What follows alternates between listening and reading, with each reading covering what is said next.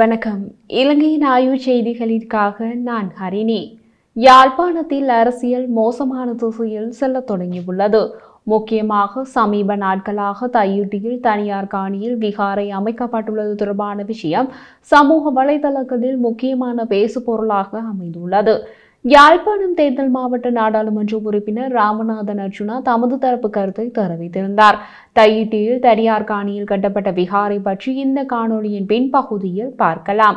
அதற்கு முன் யாழ்ப்பாணம் தேர்தல் மாவட்ட நாடாளுமன்ற உறுப்பினர் ஸ்ரீதரன் செய்தியாளர் மாநாடு ஒன்றை நடத்தி அதன் தொடக்கத்தில் தமிழரசு கட்சியின் உட்கட்சி பிரச்சினை பற்றி பேசியிருந்தார். அப்போது கட்சியின் ஒற்றுமை பற்றியும் கட்சி தலைமைக்கு கட்டுப்பட வேண்டும் என்றும் குறிப்பிட்டார். நல்ல விஷயம். ஆனால் சிக்கல் என்னவென்றால் கட்சிக்குள் ஏட்டிக்கு போட்டியாக ஒவ்வொருவரும் பேசுவது அவரது தமிழரசு கட்சிகளுக்குத்தான் அதிகம் நடக்கிறது. இவர் ஒன்று சொல்கிறார், அதற்கு நேர்மாறாக சுமந்திரனும் சாணக்கியனும் சொல்கிறார்கள். உச்சகட்டமாக தமிழரசு கட்சியின் தலைவராக இருந்த மூத்த உறுப்பினர் மாவை சேனாதிராஜாவின் மரணத்தின் போது கூட இவர்களது உட்கட்சி மோதல் நடந்து தமிழ் மக்களையே திகைத்து வைத்துள்ளது. நான் மாவை சேனாதிராஜா அவர்களுடைய சுகயினம் அறிந்து அவரை நான் சென்று வைத்தியசாலையில் பார்த்த நாளிலிருந்து அவருடைய பூத உடலை பொறுப்படுத்தி அதிகாலை 3 மணி அளவில் அவருடைய வீட்டிலே கொண்டு போய் சேர்க்கும் வரையும் என்னுடைய கடமைகளை செய்திருந்தேன். அதற்கு பிற்பாடும் தொடர்ந்து நான் 2-3 நாட்கள் அவருடைய இல்லத்திலே என்னுடைய சமூகம் அளித்தலை கொடுத்திருந்தேன். வந்தவர்களோடு உரையாடியும் இருந்தேன். ஏனைய விடயங்கள் தொடர்பில் எனக்கு எதுவும் தெரியாது. அது அவருடைய குடும்பம் சம்பந்தப்பட்டது. அவருடைய குடும்பம்தான் அந்த நிகழ்வுகளை ஒழுங்குபடுத்தி இருந்தார்கள். யார் யார் பேச வேண்டும், யார் உரையாற்ற வேண்டும், எந்த வகையில் நடத்த வேண்டும் என்பதற்கு எழுத்திலே அவர்கள் எனக்கு கையெழுத்து வைத்து தந்திருந்தார்கள். அந்த பிரதியும் என்னிடம் உண்டு. ஆகவே நான் ஒரு நிகழ்வை நடாத்துகின்ற ஒருவராக, ஒரு பாராளுமன்ற உறுப்பினராக, அவருடைய விசுவாசத்துக்குரிய ஒருவனாக என்னுடைய கடமையை செய்தேன். யாழ்ப்பாணம் தேர்தல் மாவட்ட நாடாளுமன்ற தேர்தல்களில் ஒரு காலத்தில் மிகப்பெரிய வெற்றி பெற்றது தமிழ் தேசிய கூட்டமைப்பு தான். அதன் முக்கிய அங்கமான தமிழரசு கட்சிக்கு இம்முறை யாழ்ப்பாணம் தேர்தல் மாவட்ட நாடாளுமன்ற தேர்தலில் கிடைத்தது ஒரே ஒரு ஆசனம்தான். அந்த அளவுக்கு இவர்களது செயற்பாடுகளில் மக்கள் வெறுத்து போய்விட்டார்கள். தமிழரசு கட்சி, சைக்கிள் கட்சி, டெலோ எல்லோரும் ஒன்றிணைந்து செயற்பட வேண்டும் என்கிறார் ஸ்ரீதரன் எம்பி. அதற்காக கஜேந்திரகுமார் பொன்னம்பலம் மற்றும் செல்வம் அடைக்கலநாதன் ஆகியோருடன் கலந்தாலோசித்ததாக ஸ்ரீதரன் எம்பி கூறுகிறார். அப்படி பேச்சுவார்த்தை நடத்த கட்சி ஸ்ரீதரன் எம்பிக்கு கட்சி அங்கீகாரம் கொடுக்கவில்லை என்கிறார் சுமந்திரனும் சாணக்கியனும். இப்போது மைக் பிடித்து ஒரே கட்சிக்குள் உள்ளவர்களையே காலை பாருகிறார்கள்.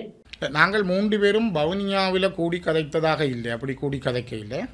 முதல் தடவை கஜேந்திரன் நான் எங்களுடைய இல்லத்திலே நாங்கள் பேசியிருந்தோம். பின்னர் பாராளுமன்றத்திலே நானும் கஜேந்திரகுமாரும் செல்வமும் உரையாடி இருந்தோம். ஒரு சின்ன சின்ன உரையாடல்கள், அது தொடக்கத்துக்கான ஒரு பேச்சுவார்த்தைக்கான சின்ன சின்ன விஷயங்களை பேசியிருந்தோம். அன்று கூட நாங்கள் பிரித்தானிய அமைச்சரை சந்தித்த பொழுதும் கூட அன்றுதான் மாவையண்ண வைத்தியசாலையில் அனுமதிக்கப்பட்டிருந்தார். அவரை நான் போய் பார்ப்பதற்கு என்னிடம் அன்று வாகனம் இருக்கவில்லை. என்னையும் அந்த தன்னுடைய வாகனத்தில் ஏற்றி கொண்டு வந்து கஜேந்திரகுமார் இறக்கி விட்டு போயிருந்தார். நீண்ட காலமாக அவர்களோடு எனக்கு நல்ல உறவு உண்டு. நான் அவர்களோடு பழகுவதுண்டு. என்னுடைய தனிப்பட்ட ரீதியாக என்று நான் சொல்ல முடியாத ஒன்று, குறிப்பாக ஒரு பாராளுமன்ற உறுப்பினராகவும் மக்களால் தெரிவு செய்யப்பட்ட ஒரு பிரதிநிதி என்ற அடிப்படையிலும் கடந்த தேர்தலில் நான் பகிரங்கமாக சொல்லியிருந்தேன், எனக்கு வாக்களிப்பதன் மூலம் ஒற்றுமையை ஏற்படுத்தவும் ஏனைய கட்சிகளை ஒன்றிணைக்கவும் எனக்கு ஒரு ஆணை தாருங்கள் என்று மக்கள் அந்த ஆணையை எனக்கு தந்திருந்தார்கள். அந்த ஆணையை எதிர்த்தவர்களை மக்கள் நிராகரித்தும் இருந்தார்கள். ஆணையை எதிர்த்தவர்களை மக்கள் நிராகரித்தும் இருந்தார்கள் என்று இவர்கள் குறிப்பிடுவது சுமந்திரனை பற்றித்தான். சொந்த கட்சிக்குள்ளேயே ஒற்றுமை கிடையாது என்றால் வெவ்வேறு கட்சிகளை இவர்கள் எப்படி இணக்கப்பாட்டுக்குள் கொண்டு வரப்போகிறார்கள்? இவர்களை மக்கள் எப்படி நம்புவார்கள்? யாழ்ப்பாணம் தேர்தல் மாவட்ட நாடாளுமன்ற உறுப்பினர் ராமநாதன் அர்ஜுனா இது பற்றி குறிப்பிட்ட போது, எனக்கு உங்களது அரசியல் புரியவில்லை. நாங்கள் செய்வது பிழை என்றால் மக்கள் தீர்ப்பை தரட்டும் என்று ஸ்ரீதரன் கூறுகிறார். எனக்கு ஒன்றும் விளங்கவில்லை. மக்கள் தீர்ப்பை தந்து சுமந்திரனை வெளியே துரத்திவிட்டார்கள். இப்போது உங்கள் தமிழரசு கட்சியில் யாழ்ப்பாணத்தில் எத்தனை நாடாளுமன்ற உறுப்பினர்கள் இருக்கின்றீர்கள்? இதுதான் மக்களின் தெளிவான தீர்ப்பு.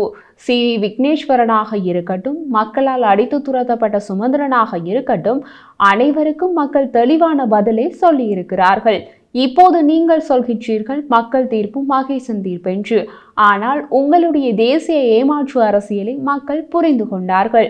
அதனால்தான் ஒரு சாதாரண வைத்தியரான இந்த ராமநாதன் அர்ஜுனாவை நாடாளுமன்ற உறுப்பினராக உருவாக்கி உங்களுக்கு மக்கள் தெளிவான தீர்ப்பை தந்துள்ளார்கள் என்கிறார். இவர்கள் போவதுதான் தமிழ் தேசியம் என்கிறார்கள். தமது லட்சியம் சமஷ்டி என்கிறார்கள். அதிலாவது இவர்கள் ஒற்றுமையாக இருக்கின்றார்களா? அவர்களையே கேட்டு பாருங்கள். நாங்கள் ஒற்றுமைப்படுத்தி ஒரு அணியாக நாங்கள் செயல்பட வேண்டும். அது மிக மிக முக்கியமானதாக இருக்கிறது. நேற்று முன்தினம் கூட நான் சில நாடுகளுடைய ராஜதந்திரிகளோடு பேசுகிற பொழுது, நாடுகளுடைய அன்பர்களோடு பேசுகிற பொழுதும் அவர்கள் குறிப்பிடுகின்றார்கள். சிலர் எங்களோடு பேசுகின்ற பொழுது மூடிய அறைக்குள் சமஷ்டி வேண்டாம் என்று சொல்லுகிறார்கள். ஆனால் வெளியில் போய் சமஷ்டி வேணும் என்று சொல்லுகிறார்கள். ஆனால் தங்களோடு பேசும்பொழுது மூடிய அறைக்குள் அவர்கள் சமஷ்டி பற்றி பேசுவதில்லை. இப்போ நீங்கள் உங்களுடைய தீர்வு தான் என்ன?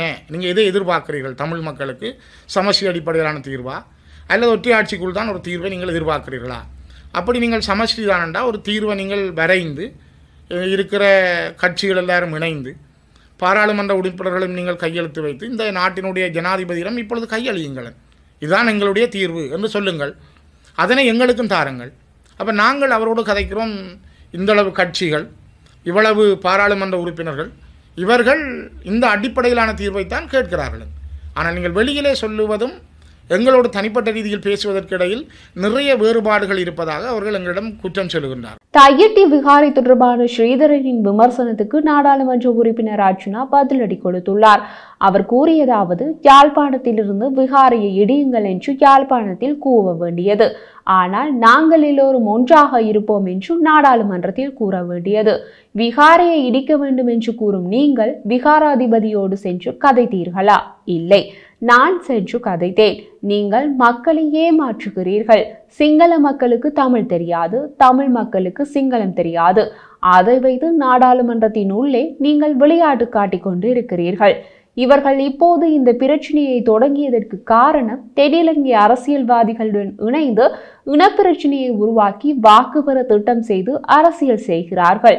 கஜேந்திரகுமார் பொன்னம்பலமோ செல்வராசா கஜேந்திரனோ இதுவரைக்கும் தையிட்டி விகாரைக்கு உள்ளே வந்ததில்லை என்று விகாரைக்கு பொறுப்பான பிக்கு எடிடம் கூறினார்.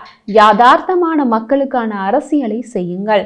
அரைகுறை கூவல்களையும் போராட்டங்களையும் முன்னெடுப்பதை நிறுத்திவிட்டு மக்களுக்கான அரசியலை செய்யுங்கள் என்று கூறியுள்ளார். அதே நேரத்தில் யாழ்ப்பாணம் தையிட்டி விகாரை நிர்மாணிக்கப்பட்ட நிலப்பரப்பும் அதனை அண்டிய மக்களின் காணி நிலங்களுக்கும் விகாரைக்குரியது என்று கூறுவதை ஏற்க முடியாது எனவும் இதற்கு எதிர்ப்பு தெரிவித்து எதிர்வரும் பௌர்ணமி நாள் அன்று தையிட்டி காணி உரிமையாளர்கள் தெரிவித்துள்ளனர். யாழ் ஊடக அமையத்தில் இன்றைய தினம் ஊடகவியலாளர் சந்திப்பின் போதே அவர்கள் இவ்வாறு தெரிவித்தனர். தையிட்டி காணி உரிமையாளர்கள் மேலும் கூறுகையில், மக்களது காணி நிலங்கள் மக்களுக்கே சொந்தம், அவை மக்களுக்கு வழங்கப்படும் என ஜனாதிபதி அனுர அண்மையில் யாழ் ஒருங்கிணைப்பு குழு கூட்டத்தில் தெரிவித்திருந்தார். ஆனால் அவர் கூறிய கருத்துக்கு முரணாக தையிட்டி விவகாரம் இருக்கின்றது. அகில இலங்கை பௌத்த மகாசபை ஒருபடி மேலே சென்று விகாரை கட்டப்பட்ட காணி நிலம் மட்டுமல்ல, அயலில் உள்ள காணி நிலங்களும் சுவீகரிக்கப்படும் என இருமாப்புடன் கூறியுள்ளது. அதே நேரம் தேர்தல் காலங்களில் தேசிய மக்கள் சக்தியின் இன்றைய நாடாளுமன்ற உறுப்பினர்களின் மூவரும் எம்முடன் இவ்விடயம் தொடர்பில் பேசினார்கள். அப்போது அவர்கள் கடந்த கால யாழ்ப்பாண நாடாளுமன்ற உறுப்பினர்கள் போல நாம் இருக்க மாட்டோம், கடந்த அரசுகள் போலல்லாது நாம் ஆட்சிக்கு வந்ததையும் இவ்விடயம் தீர்க்கப்படும் என எமக்கு வாக்குறுதியும் வழங்கியிருந்தனர். ஆனால் இன்று வாக்குறுதி வழங்கிய தேசிய மக்கள் சக்தியின் இன்றைய நாடாளுமன்ற உறுப்பினர்கள் மூவரும் பொம்மைகளை போன்று வாய் பேசாது உள்ளனர்.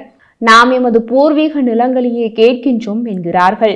இதற்கிடையே முன்னாள் நாடாளுமன்ற உறுப்பினர் அங்கஜன் ராமநாதன் தையிட்டு பகுதியில் சட்டவிரோதமாக அமைக்கப்பட்ட விகாரை பிரச்சனையை இன்று திசை திருப்பி என் மீது சேறு பூசும் செயலை சமூக வலைதளங்களூடாக செய்வது தற்போதைய அரசின் கையாலாகாத செயலையை காட்டுவதாக தெரிவித்துள்ளார். இது தொடர்பாக அவர் இன்றைய தினம் அவர் வெளியிட்டுள்ள ஊடக அறிக்கையில், தனியார் காணியில் கட்டப்பட்ட தையிட்டி விகாரை கட்டிடமானது வலிகாமம் வடக்கு பிரதேச சபையின் ஆளுகைக்கு உட்பட்டது. கடந்த 2-3 நாட்களாக சமூக ஊடகங்களில் நான் கூறியதாக பொய் செய்தி பதிவேற்றப்பட்டுள்ளது.